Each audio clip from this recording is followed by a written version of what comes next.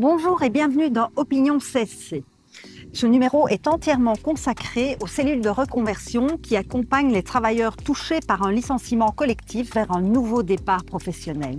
Oui, chaque année, des milliers de travailleurs et de travailleuses touchés par une faillite, une reconversion ou la fermeture de l'entreprise trouvent soutien, accompagnement et perspectives d'avenir grâce à un dispositif à l'initiative des syndicats et en partenariat avec le Forum. Un modèle solidaire qui a largement fait ses preuves. Pourtant, le gouvernement wallon veut profondément le modifier. C'est ici, sur l'ancien site de Caterpillar, où a eu lieu la plus grosse cellule de reconversion, qu'on va tout vous expliquer. Et pour commencer, un petit point d'histoire. Alors, la première cellule de reconversion est née en 1977 à la fermeture d'une grosse entreprise métallurgique de la région du Luxembourg, MMRA, où 1100 travailleurs ont été impactés. Les organisations syndicales et les services publics de l'emploi de l'époque ont eu l'intelligence de créer cette fameuse première cellule de l'emploi. En 1996, lors de la fermeture de l'usine Carcoq, dans la région de Mons-Borinage, nous avions introduit un projet pilote auprès du ministre de l'Emploi de l'époque. On passait d'une année généralement en fonctionnement à 2 années, mais avec une nouveauté, c'est l'implication des anciens délégués syndicaux dans la cellule de reconversion en charge de la dimension sociale de l'accompagnement des travailleurs. Et puis un deuxième moment clé, c'est la faillite de la Sabena. 7200 travailleurs ont été impactés. Cette faillite de la Sabena a probablement déclenché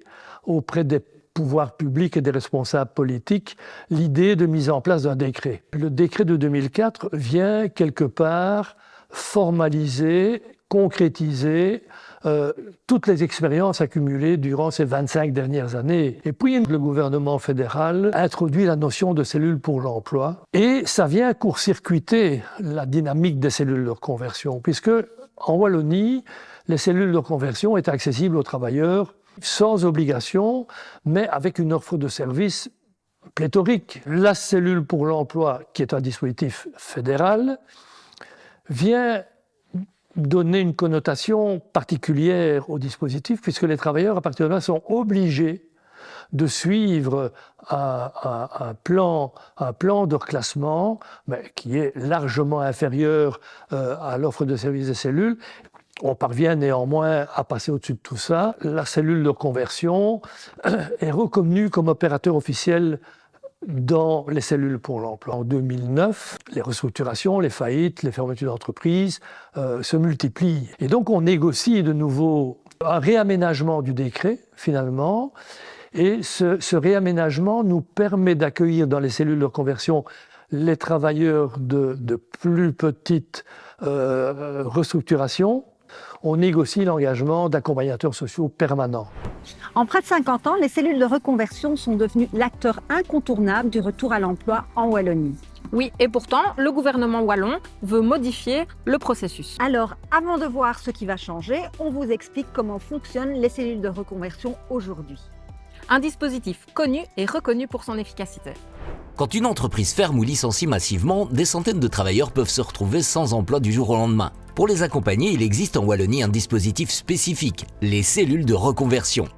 Le principe est simple. Lorsqu'un licenciement collectif est annoncé, les organisations syndicales peuvent demander la création d'une cellule de reconversion. Elle est alors mise en place avec le service public de l'emploi et différents partenaires, c'est-à-dire une collaboration entre syndicats, forums et des opérateurs de formation et d'insertion. Pendant environ 1 an, parfois jusqu'à 2 ans suivant les besoins, les travailleurs licenciés peuvent s'y rendre pour préparer la suite. On y propose un accompagnement individuel et collectif. Faire le point sur ses compétences, rédiger un CV, suivre une formation, préparer des entretiens ou simplement échanger avec d'anciens collègues. C'est un véritable soutien psychosocial et un tremplin pour aider à la transition. Une des plus-values du dispositif, c'est le partenariat syndicat-service public. Les conseillers Forum ont la charge de la partie recherche d'emploi et formation, tandis que les accompagnateurs sociaux, généralement d'anciens délégués syndicaux de l'entreprise, victimes eux-mêmes de la restructuration-fermeture, accompagnent leurs anciens collègues en cellule de reconversion. L'avantage d'avoir ces accompagnateurs sociaux, c'est qu'ils connaissent bien le public et l'entreprise. Et en tant qu'anciens délégués syndicaux, ils ont également suivi les négociations suite à l'annonce de fermeture ou restructuration de l'entreprise. Ces cellules sont financées principalement par la région wallonne avec le soutien de fonds européens. Pour de nombreuses personnes, c'est une véritable bouée de secours. 6 participants sur 10 ont plus de 45 ans. Beaucoup ont une longue expérience professionnelle dans un seul secteur et parfois même dans une seule entreprise. Si à l'origine il y avait une forte présence d'ouvriers de l'industrie, aujourd'hui les profils sont plus variés, que ce soit des employés, des techniciens, etc. Et qu'en est-il des résultats ? Eh bien chaque année, plusieurs milliers de travailleurs passent par les cellules de reconversion. Depuis la création de ce dispositif dans les années 70, c'est plus de 46 000 personnes qui ont été accompagnées. En moyenne, environ 3/4 d'entre elles retrouvent un emploi après leur passage. Et pour plus de 70%, c'est un contrat à durée indéterminée. Les cellules de reconversion sont donc un véritable espace solidaire pour se reconstruire et surtout prendre un nouveau départ dans un emploi durable. Elles ont donc fait leurs preuves, leur plus-value est incontestable. Pourtant, le gouvernement wallon a décidé de mettre fin au dispositif tel qu'on le connaît pour notamment confier la mission de remise à l'emploi à des agences d'intérim et réduire le temps d'accompagnement. Un non-sens que la CSC continue de dénoncer. Les cellules de reconversion, c'est un réseau de proximité déployé dans toute la Wallonie pour être au plus près des travailleurs victimes d'un licenciement collectif. Oui, ce dispositif accompagne des milliers d'hommes et de femmes chaque année qui sont victimes d'une restructuration ou d'une fermeture dans leur entreprise. Quelques chiffres. Donc c'est un dispositif unique qui n'existe en région wallonne. On est vraiment répartis sur tout le territoire wallon. L'objectif en fait, c'est de permettre aux travailleurs victimes d'un licenciement collectif d'être accompagnés au plus proche de son domicile. On sait très bien que les travailleurs, donc déjà de 1, perdent leur emploi. Donc clairement, il n'y a plus de revenus financiers. On est là aussi, on est attentif à leur permettre d'avoir un accompagnement afin qu'ils dépensent le moins d'argent possible. Actuellement, nous avons 27 cellules actives. On a vraiment tout type de profil. Ça part du cadre à l'employé comme pour l'ouvrier. Et tout type d'âge, donc ça part de 20, 25 jusqu'à 50, 60 ans. La philosophie des cellules de reconversion est principalement axée sur l'aspect humain. Des collègues qui vont accompagner les travailleurs en cellule de reconversion ont été victimes d'un licenciement collectif. Ce qui est quand même une plus-value non négligeable du fait qu'on va pouvoir comprendre aussi les phases par lesquelles ils passent. Et le fait de le dire aux travailleurs, franchement, ça apporte vraiment un climat de confiance. Alors le type d'emploi que les travailleurs retrouvent en cellule de reconversion est divers. La plus-value du dispositif permet aux travailleurs en fait, de prendre son temps pour retrouver un emploi et surtout de prendre le temps de réflexion, de réfléchir à l'emploi que le travailleur veut retrouver, ce qui permet d'avoir généralement un beau taux de remise à l'emploi. On est bien au-delà des 70% de mise à l'emploi et d'être dans des emplois sûrs et durables. Ça fait 18 ans maintenant que j'ai l'occasion d'en suivre et j'en ai vu une multitude. Je n'ai jamais eu un retour négatif des travailleurs qui sont concernés par cet organisme parce que tout le monde est satisfait du fait qu'ils gardent un lien social entre eux, les personnes qui perdent leur emploi, et ils sont accompagnés, ce qui leur fait du bien, ça les rassure et ça les oriente souvent vers une nouvelle voie professionnelle. On a l'exemple d'un opérateur de production qui a ouvert son entreprise de charcuterie. Un travailleur qui a repris tout simplement, il était opérateur de production et finalement il a repris des études et maintenant il a fini ses études et il est aide-soignant. Perdre son emploi, c'est aussi perdre des repères. Il faut pouvoir faire face au choc, à la colère et aux incertitudes. Dans les cellules de reconversion, les travailleurs retrouvent des collègues, des personnes qui comprennent ce qu'ils traversent parce qu'elles le vivent elles aussi. Et pour beaucoup, cet accompagnement humain fait toute la différence. Pour Mireille, Cynthia et Tony, le passage en cellule de reconversion a changé beaucoup de choses. Alors Mireille, tu as travaillé chez Cora pendant combien d'années ? 39 ans. 39 ans. Oui. Et puis tu te retrouves en cellule de reconversion. Comment ça se passe ? Au départ, chance qu'on l'a parce que ça permet de garder un contact avec des collègues. Ça nous permet de rester dans un move de comment trouver du boulot, comment se réinventer aussi, parce que même si moi j'ai l'âge entre guillemets où avec la préavis que je suis pas obligée de retravailler, mais ça me motive peut-être à justement rechercher d'autres choses et ainsi de suite et de faire des formations.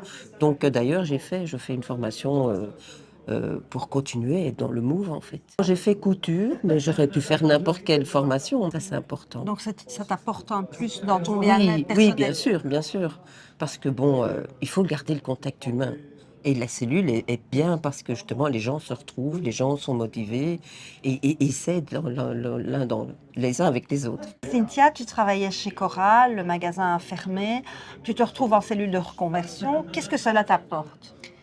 Tout d'abord, ça m'a apporté d'avoir de nouveau des contacts. Donc ça fait du bien parce que ça a été un gros choc émotionnel. Donc parler avec mes collègues, parler avec des gens qui se retrouvent dans la même situation. Et puis ça permet aussi d'avoir un encadrement parce que après 21 ans dans une boîte, on ne sait plus trop bien comment il faut faire pour retrouver du travail. Tout a changé. Et donc là, on nous apporte un cadre. Et ça c'est vraiment important, quoi. Vraiment. Ok. Et tu aimerais poursuivre dans la vente ou Donc moi, cherches quelque chose d'autre? j'ai tenté une reconversion. Donc j'ai fait une validation de compétences en employé administratif. Donc j'ai refait une petite formation pour tout ce que j'avais pas. Donc j'ai Excel, Word, Outlook, enfin tout ça. On travaillait déjà au Coran avec beaucoup d'informatique et j'ai complété tout ça. Maintenant, ça devient très difficile de trouver un emploi et encore plus dans l'administratif. Donc maintenant, j'élargis un peu plus mon horizon. Donc je cherche encore dans l'administratif, mais voilà, j'ai fait des intérims dans la vente parce qu'il faut aussi retravailler et qu'à un moment donné, j'élargis mon horizon pour trouver d'autres choses aussi.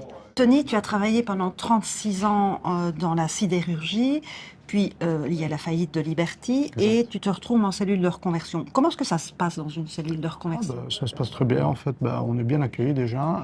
Socialement, ça fait du bien. Donc on voit nos collègues, on est encadré par notre syndicat qui est là et on a des ateliers. Concrètement, ils vous donnent les clés pour pouvoir, aller faire recréer un CV, par exemple, recréer une lettre de motivation. On vous donne les outils aussi pour le faire. Dans 36 ans, moi je n'ai eu qu'un CV, donc c'est important de le mettre à jour, ce CV, parce que on a évolué aussi dans la société, on a eu beaucoup d'expérience et cette expérience, il faut la transmettre sur ce CV-là. Et puis de le mettre à jour avec aussi des gens qui sont compétents, qui nous entourent, qui nous encadrent et qui nous donnent des conseils pour le faire. Puis ça fait du bien aussi au moral de voir les autres, nos collègues, d'échanger. Et puis quand on a besoin de conseils du syndicat aussi, on est content de leur poser des questions. Il y a aussi des ateliers d'estime de soi, c'est cela? Oui, exactement. Ça fait du bien au moral parce que il y a des gens qui sont un petit peu démoralisés parce que ils postulent, mais ils n'ont pas beaucoup de réponses. Il y a des gens qui vont partir sur une reconversion complète, donc changer de métier complètement. Ou il y en a d'autres qui vont peut-être repartir sur une autre société dans la sidérurgie, peut-être quelque chose qui les convient. Toi, personnellement, qu'est-ce que tu recherches? Moi, je suis électromécanicien de formation. Je suis passionné d'aviation. Donc, moi, je recherche plutôt quelque chose qui se base déjà dans un travail technique, très technique. Donc, que ce soit les voitures, que ce soit les motos, les avions, enfin, voilà. Donc, du coup, j'ai postulé évidemment dans mes critères. Et ça a matché pas mal. Quand Carré est signé, on n'en parle pas. Mais c'est grâce quand même à la cellule que voilà, on a des aides, des coups de pouce et des personnes qu'on rencontre des fois. Et puis ça nous donne aussi le pouvoir de nous connaître, de savoir un peu de quoi on est capable. Voilà, ou pas. Pour accompagner les travailleurs, les cellules de reconversion actuelles s'appuient sur une force particulière d'anciens délégués syndicaux. Oui, des travailleurs qui ont vécu la même chose et qui ont déjà l'habitude de s'entraider et d'aider les autres. Pietro, Mariella et Giacomo ont joué ce rôle. Donc Pietro, tu as travaillé pendant 36 ans ici dans cette usine. Tu peux un petit peu nous raconter ce vécu? Donc 36 ans, c'est pas rien. Donc j'ai travaillé en chirurgie pendant 36 ans. J'ai commencé donc très jeune ici et voilà, c'est toute une histoire qui part avec cette faillite. Faillite prononcée le 24 avril 2025, chose très dure à accepter. Tes collègues, ils avaient aussi une longue carrière au sein de l'entreprise pour la plupart? Oui, la plupart, on a une tranche d'âge qui dépasse les 45 ans. Donc la plupart ont fait entre 15, 25, 30. Il y en a qui ont fait les 40 ans ici. Donc c'est une famille finalement? Oui, non seulement c'est une famille, mais c'est tous des amis. Et toi, tu étais délégué dans l'entreprise? Oui, j'étais délégué principal, effectivement, dans l'entreprise. Cette délégation a eu de grosses difficultés suite à cette faillite. La mise en place, canaliser les gens, faire les assemblées, leur expliquer ce qui allait arriver, ce qui n'allait pas arriver, parce qu'il y avait beaucoup de craintes, beaucoup d'entre eux étaient en colère. Il y a eu 507 touchés directement par la faillite. Et donc, voilà, c'est quelque chose de négatif pour les familles, mais également pour le tissu économique local. Il y a le choc de la faillite, et puis qu'est-ce qui se passe? Qu'est-ce qui se met en place pour les travailleurs? Alors, on met en place une cellule de reconversion. Cette manière de faire permet aux travailleurs de se reconvertir, hein, comme son nom l'indique, mais surtout d'avoir aussi des accompagnateurs sociaux. Donc ces accompagnateurs, étant donné qu'on était des anciens délégués, on connaissait chacun d'entre eux. Ça nous permettait de savoir exactement quelle était leur envie ou leurs compétences pour parfaire ces compétences-là, pour être intéressant sur le marché de l'emploi. Ton rôle, Pietro, en tant qu'accompagnateur, c'est quoi exactement? Vous savez qu'après une faillite, on est en colère puisqu'on vient de subir un échec vraiment, un gros échec qui a un impact sur nos vies et sur nos familles. Donc c'est difficile à gérer. Donc moi, qu'est-ce que je fais? Je les prends calmement, à la fois, et j'essaye de les conseiller, leur donner des voies. Donc Mariella, tu as travaillé pendant 38 ans chez Casas. C'est long. Oui, c'est quasiment ma carrière, quoi. Quasiment ma carrière, oui, tout à fait. Qu'est-ce qui se passe à un moment donné? La situation se dégrade, tu peux un peu expliquer? Donc en fait, Casa est tombé en PRJ en octobre 2024. Le 6 mars, la faillite est annoncée. On s'y attendait un peu, mais on ne voulait pas y croire. Alors, une cellule de reconversion se met en place. Oui. On te demande d'être accompagnatrice. Tout à fait, oui. En quoi consistait ton rôle? J'accompagnais en fait mes collègues et je m'occupais de leur dossier. Quand on subit comme ça une faillite, on est complètement perdu. Mon rôle était vraiment de les accompagner dans tous leurs dossiers. J'étais un peu leur bouée et donc elles s'accrochaient un petit peu à moi pour avoir les infos. Les conseillers sont justement là pour les accompagner donc tout au long du processus. Bon, la cellule, elle se termine, elle est terminée. La cellule est terminée, elle s'est terminée le 15 avril. Et quel bilan tu en tires? Le bilan est vraiment positif. Parce que j'ai vraiment vu mes collègues reprendre confiance. Il y en a qui, au départ, et ça c'était général, on ne veut plus la vendre. C'était clair, on ne voulait plus la vendre. Donc je pense qu'il a fallu le temps que certaines se posent. Elles ont cherché pour faire d'autres formations et puis elles se sont rendues compte que tout compte fait, c'était quand même la vente qui les animait. Donc elles sont reparties dans la vente. J'ai d'autres collègues qui ont vraiment fait une reconversion totale, soit dans le scolaire, soit frébélienne, ou alors la conduction de camion. Il y a des rêves d'enfants, je veux dire, qui se sont réalisés ou qui vont se réaliser. Il y a la permaculture aussi, donc c'est vraiment des domaines complètement différents. Et c'est une reconversion vers des emplois durables. Tout à fait, oui. Le chemin vers l'emploi, Éric, Pierre et Didier l'ont retrouvé. Ils nous racontent leur parcours et ce que les cellules de reconversion leur ont apporté. Donc Éric, tu as travaillé pendant 30 ans chez Mecamold au Haussart et puis il y a eu des problèmes dans l'entreprise. Tu peux un petit peu nous expliquer? Oui, c'était une société où on fabriquait des moules pour pneus.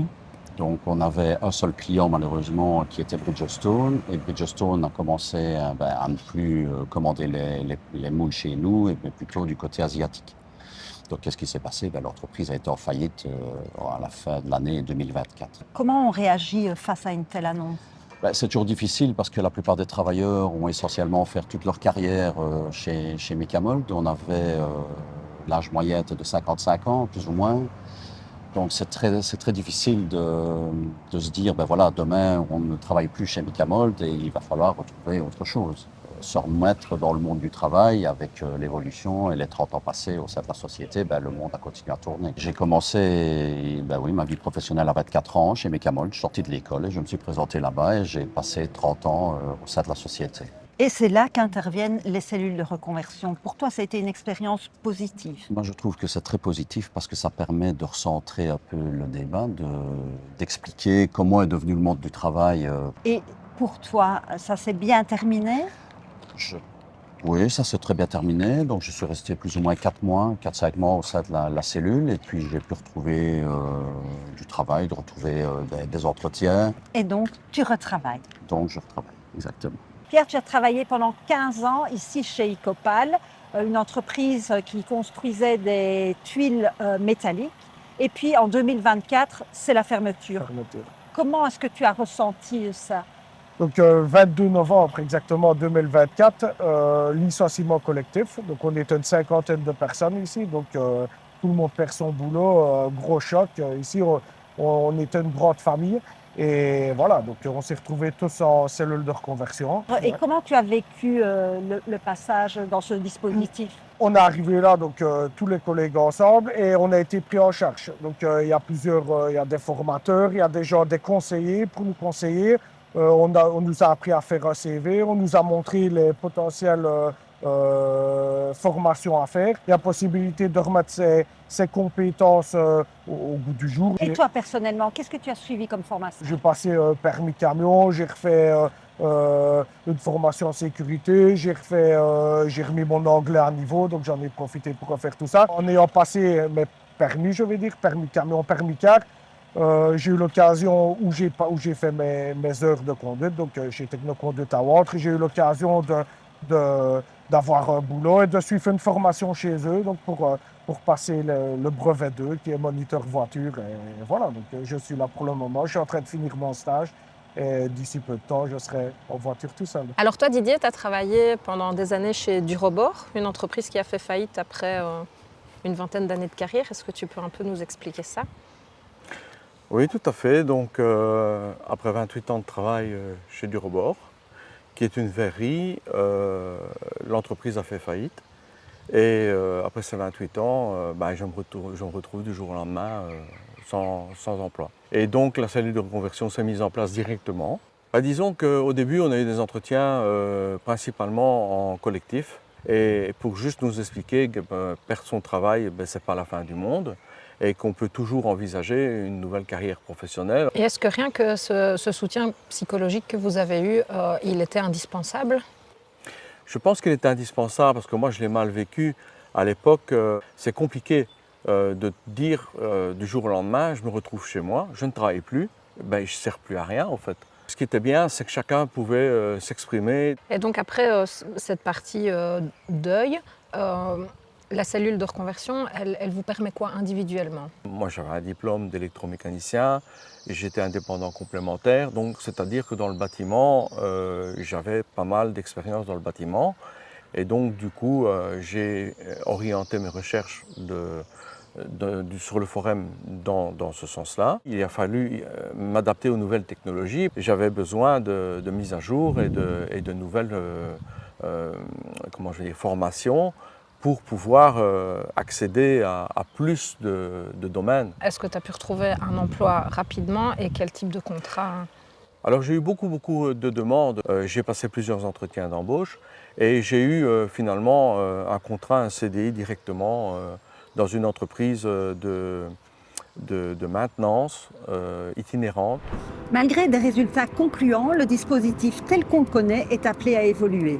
Et oui, le gouvernement wallon a imaginé une réforme qui va transformer en profondeur les cellules de reconversion. En 2025, le ministre de l'Emploi nous a convoqués avec les organisations syndicales en présentant son nouveau projet. Pour lui, clairement, il fallait abroger le dispositif purement et simplement pour reconstruire autre chose. Sa volonté était triple. D'une part, il voulait raccourcir le dispositif, donc le rendre plus court. Deuxièmement, il voulait faire rentrer l'acteur privé, donc le secteur de l'outplacement, dans le dispositif, un nouvel acteur qui pourrait s'inscrire dans le dispositif. Troisièmement, il voulait que l'on puisse travailler sur l'anticipation des restructurations, c'est-à-dire de pouvoir, dès l'annonce de la restructuration, pouvoir déjà aller en entreprise pour commencer un travail d'orientation ou de réorientation. Sur la question de l'anticipation, il faut à tout le moins attendre la deuxième phase, la phase à partir de laquelle on sait malheureusement qui va perdre son boulot et qui est dans la liste. Sur la question de la diminution de la durée de la cellule, ce n'est pas une bonne idée. Reconstruire un projet professionnel après avoir été victime d'un licenciement, ça prend du temps. En 6 mois, c'est trop court. Sur le troisième volet de sa demande, de faire intervenir un partenaire privé, c'est-à-dire un partenaire de l'outplacement, du secteur de l'intérim, là on s'est complètement opposé à cela. Clairement, c'est aussi pour gagner de l'argent sur des moyens publics. Alors que le travail était fait, et était correctement fait par le Forum. Aujourd'hui, ou plutôt demain, si le secteur de l'intérimaire fait ce boulot-là, c'est clairement vers des emplois intérimaires que les gens seront orientés, ce qui permettra au secteur de l'intérim d'avoir des bons résultats, mais ce qui ne permettra pas d'avoir pour les travailleurs la possibilité de trouver un emploi durable et convenable. Il n'y avait pas de place non plus dans l'esprit du ministre à ce que l'on appelle la plateforme, c'est-à-dire un lieu de vie, un lieu d'accueil pour l'ensemble des travailleurs qui perdaient leur emploi, un lieu de solidarité, de discussion et un lieu de mobilisation des ressources pour trouver du boulot ou se reconvertir. Et donc là, on a dû au moins un peu lui tordre la main pour lui dire c'est indispensable d'avoir un environnement avec des intervenants, des professionnels, de la documentation dans lequel chaque travailleur pouvait se remobiliser et repenser son avenir. Nous n'étions pas demandeurs de cette réforme. Nous avons construit pendant 30 ans les cellules avec beaucoup d'efficacité, beaucoup de professionnalisation avec le Forum. Aujourd'hui, on nous donne finalement un nouveau cadre, une page blanche, et vous devez reconstruire quelque chose. Alors, la nouvelle mouture des cellules, que l'on appelle plan anticipé de reconversion professionnelle, commencera au 1er juillet 2026. Les cellules de reconversion ont accompagné des milliers de travailleurs vers un nouveau départ. Mais leur avenir est en train de changer, une évolution que la CSC suivra de près. C'est ici que se termine notre émission. Merci de l'avoir suivi. Vous pouvez revoir Opinion CSC sur Rovio et sur les différents médias de la CSC pour continuer à comprendre le monde du travail à travers celles et ceux qui le vivent.